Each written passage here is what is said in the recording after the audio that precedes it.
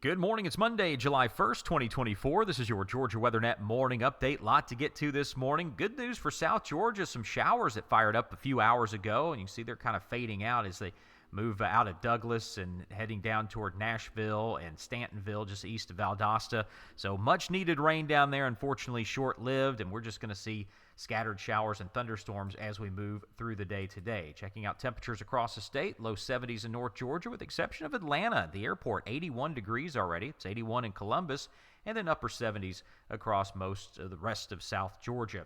Let's take a look at our severe weather outlook for today. Some of these showers and thunderstorms could go strong to severe later this afternoon, this evening, and even overnight tonight in parts of southeast Georgia. So level 1 out of 5 severe weather risk has been extended all the way up in the south metro Atlanta. That does cover Columbus, Macon, to the Golden Isles and coastal Georgia, and all of South Georgia under the level 1 out of 5 severe weather risk as well. We do have a heat advisory that extends all the way up into Macon and parts of middle Georgia, southwest Georgia in the heat advisory. So we're looking at heat index values reaching up to around 109 degrees. So that's what your body's going to react to, the heat and humidity combination.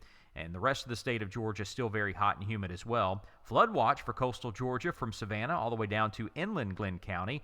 And also another little flood watch issued around Valdosta out to the west covering Cairo, Bainbridge, all the way to Lake Seminole. So the rain that's just kind of standing in place, we'll see that on the weather model in just a second, that the showers aren't moving very quickly. So when they pop up and start raining, they just rain and rain and rain, and that's why we have the potential of flooding. Let's take a look at the tropics. From left to right, on the left, we have Tropical Storm Chris. Yeah, it turned into a named storm just as it was making approach to the coastline there in Mexico, so that's not going to last very long. We kind of wasted a name on that, unfortunately, but that's the way it goes, so that's going to continue to spin itself out. And then we have Hurricane Beryl, back to a Category 3 hurricane, 120-mile-an-hour sustained winds, and that's going to continue to hold together without any problem. Really impressive form this morning. You can see the cloud deck in the white under the icon in red. It almost matches up perfectly, just a little bit larger. So that's a very impressive storm structure, and it's going to continue to be a hurricane, it looks like, all the way until it reaches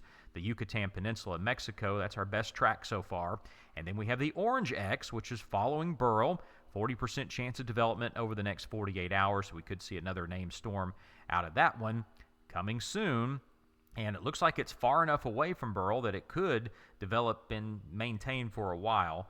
So we'll keep an eye on that. Let's take a look at, let's go back to our model here just to show you our cone. So again, we have Chris off to the left. No big deal there, nothing to worry about. And then we have Hurricane Beryl, and the storm track continues to push that, as I mentioned, towards Central America or the Yucatan Peninsula.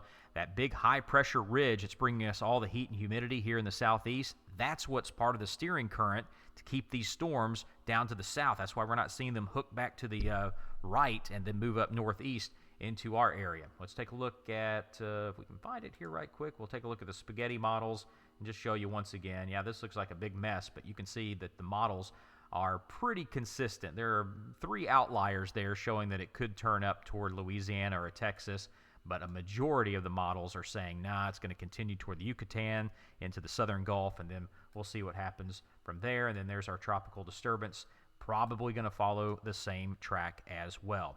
So now let's take a look at the weather model as we move through the day today. Things are fairly quiet this morning. Again, those showers faded out in South Georgia. As we move toward the late morning hours, not a whole lot going on. Red L, that's the low pressure center.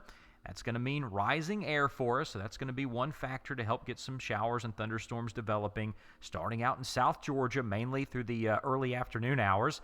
As we head toward 5, 6 o'clock, we see these thunderstorms starting to develop over the mid-state as well. So, again, a few of these could be strong to severe. And notice when they pop up, they just don't really move very much. So that's why we have that flood risk. We move into the late night hours tonight. This is going to be midnight, still showing those thunderstorms around. And we'll see them cluster in the 2 areas through the overnight hours, around metro Atlanta, east Atlanta, toward Athens, and then down around Savannah and coastal Georgia.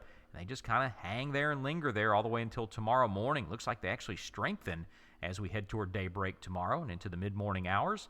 We head to the rest of your Tuesday. This is going to be noon tomorrow. Thunderstorms still clustered around southeast Georgia, and then mainly east metro Atlanta along I-20, heading out, trying to make it toward Augusta. Then we move into tomorrow afternoon, just looking at those scattered showers and thunderstorms. We do not have a severe weather outlook for tomorrow. We'll see if that gets added tomorrow. It's possible that we could see that for South Georgia, but for right now, just looking at the general thunderstorm risk for your Tuesday. That's the latest from the Georgia Weather Net. Now your local forecast from Northwest Georgia to Southeast Georgia.